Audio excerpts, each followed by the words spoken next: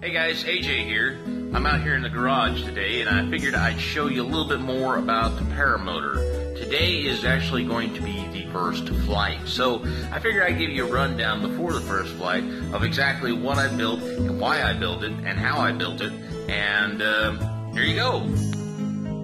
Alright, here she is, the Blue Bandit. My girlfriend Christina actually came up with the idea of the Bandit. She wanted to name it the Red-Headed Bandit. But since I painted the frame all blue, she's like, oh, okay, we'll just call it the Blue Bandit. So, it is powered by an RC aircraft engine, radio-controlled airplane engine. It is a 170cc, 17.5 horsepower DLE engine. It came with electric start. It's got a little electric starter on there. The only problem with this engine I've got is it does not have a charging system, so you have to take the battery out, which I've got the little battery case up here. You have to take the battery out and charge the battery every time you want to use it. It's filtered with a K&N air filter, high flow system. It's not going to starve for air, washable air filter, so I can just take the air filter off and wash it, re-oil it. The prop is a carbon fiber remote control airplane prop. People often ask me, why'd you go with a remote control airplane prop? Well, this is actually a 32-inch prop, but if you go to 34, you're actually going into like actual aircraft, and the price of the prop goes up drastically. I paid about $150 for this prop. If I wanted a 34-inch, they would label it as a true aircraft prop, and it would have been like $400. So yeah, that's why it's 32-inch prop. That's why this prop is so small.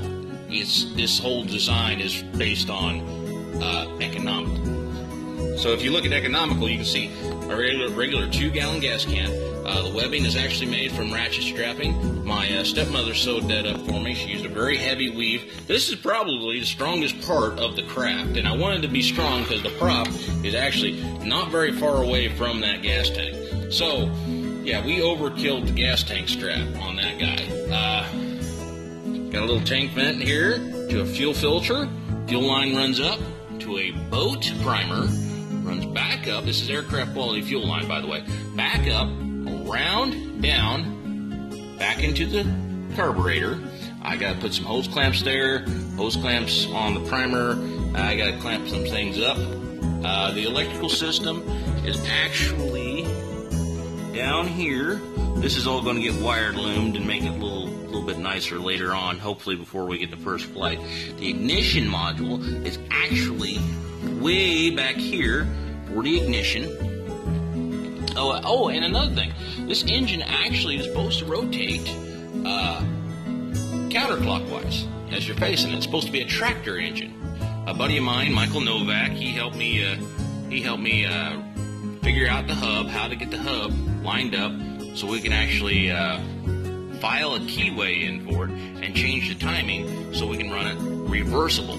Because when I called the guys and I bought this engine, the only place you can get these engines is China, and they said, yes, this engine is reversible. And I thought, okay, then I'll just get a regular clockwise prop. Nope, it was counterclockwise only, so the clockwise prop had to be, the engine had to be reversed. Short answer. Let's see here. The frame is made entirely out of conduit. Most of the frame joints are brazed together. Anything that's engine mounting is actually welded together. Had a friend of mine weld that together. The harness is a APCO universal fit harness. It's really a nice harness, actually. I paid about $500 for it. Universal fit. If you want to fly this guy, it'll take about an hour to make this harness fit on you. It took a while. You have to hang it up so you can actually get into the harness, sit, make sure everything's comfortable. I got my reserve chute right here. The Sky Country is one of the biggest chutes they make. It's good for catching about 360 pounds. That's in case my wing, which is over there in the stuff sack, in case my wing crumples on me. So I can throw the reserve chute and still fly. Let's see, the throttle. Let me show you the throttle real quick. The throttle has a kill button and a start button. Real nifty feature. So once you get up to height, you can actually kill the engine and just glide around and enjoy the nice fresh air and the quiet up there.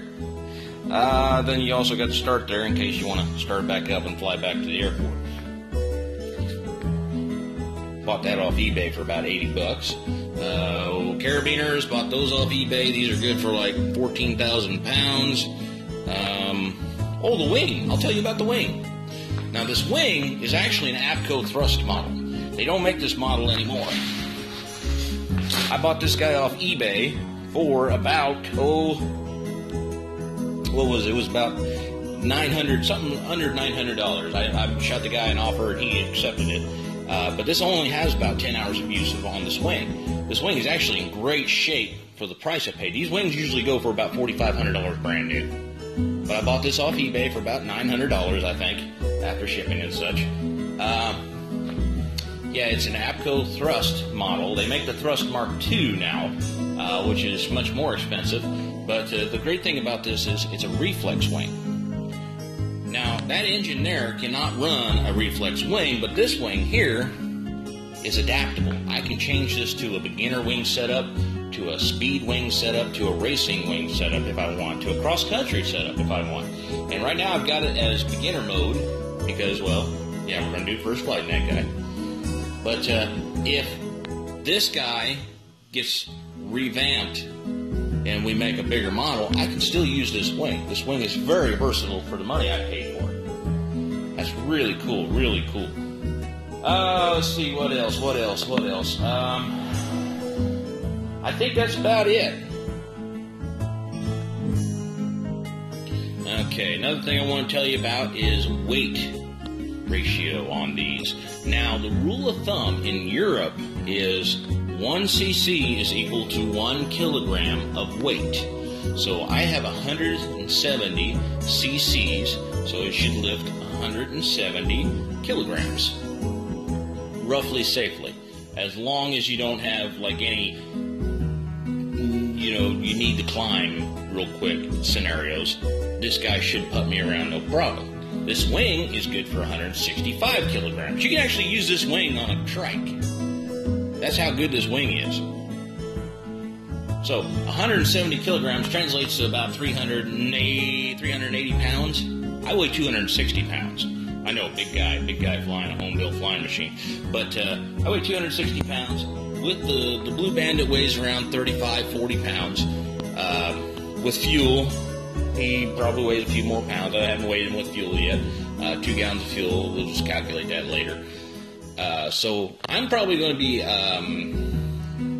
let's see, that'd be total fly weight of, we'll say 300 pounds, just be sure. Well, that means I can carry another 100 pounds of stuff. So I don't think I'm going to have any problem with that. Okay, so I've gone over everything. I've been doing flight checks, pre-flight checks. I've torqued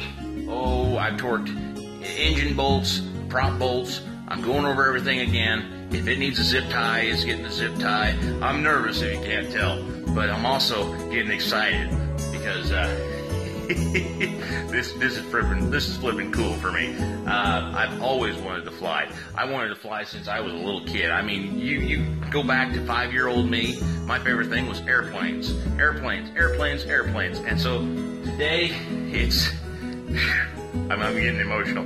Today is the day I finally get to do my dream. I finally get to fly. I finally get to at least try, And if it fails, it's a failure. Oh gosh, well, I'll build the next one bigger. Okay, but from all the math I've done, this thing's gonna fly.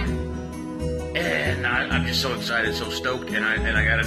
My logical part of my brain pulls me back and says, "Hey, hold on, think. Use your brain. Don't get excited." So, yeah, hopefully later on today, you guys will see the first flight. So, as always, guys, I'll see you later.